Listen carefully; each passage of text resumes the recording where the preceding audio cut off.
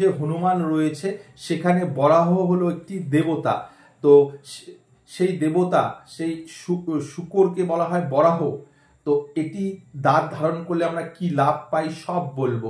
South Indian মুভিতে দেখবেন, পুরনো মুভিতে দেখবেন বা সিনেমায় দেখবেন যে ভিলেন যারা আছে একটি দাঁত এরকম পড়ে থাকে, হ্যাঁ, এরকম করে গলায় পড়ে থাকে।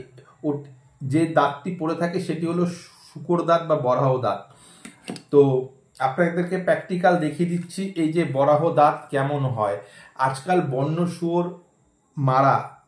শুকর মারা কিন্তু দণ্ডনীয় অপরাধ, কোনো প্রাণী হত্যা করা যাবে না, সরকার থেকে সেটা আইনত বন্ধ করে দিয়েছে। এইগুলো যারা আদিবাসী লোক তাদের বাড়িতে পোষে, সেগুলো অনেক বছর বয়স হয়ে যাওয়ার পরে তাদের দুদিকে দুটো দাঁত হয় উপরের দিকে এরকম বাঁকানো বাঁকানো। হ্যাঁ, এটি হলো অরিজিনাল শুকর দাঁত বা বরাহ দাঁত। দেখে নিন জিনিসটি, এটা অরিজিনাল।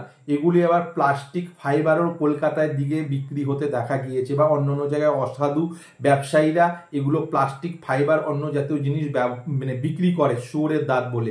সেগুলো কিন্তু অরিজিনাল নয়, ডুপ্লিকেট। সেগুলো পড়লে কোনো আপনারা লাভ পাবেন না। এগুলো হলো অরিজিনাল শুকর দাঁত বরাহ দাঁত। দেখুন আপনাদেরকে দেখিয়ে দিচ্ছি, এই যে শুকর দাঁত বরাহ দাঁত, এগুলো ম্যাচুরিটি প্রাপ্ত শুকর দাঁত বরাহ দাঁত। দেখুন দেখুন, দেখতে পাচ্ছেন, দেখুন দাঁত এরকম হয় অরিজিনাল। এটাকে আগুনে যদি দেন প্লাস্টিক হলে গলে যাবে, এটি গলবে না, দেখুন। তো এই বরাহ দাঁত, তো এর উপকার কি রয়েছে? এর একাধিক উপকার রয়েছে।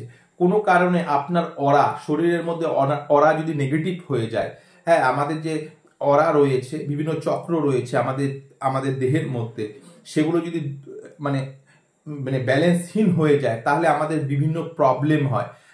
কেউ ঘাবড়ে যায়, কেউ ভয়ভীত হয়ে যায়। এটি ধারণ করলে আপনারা বুঝতে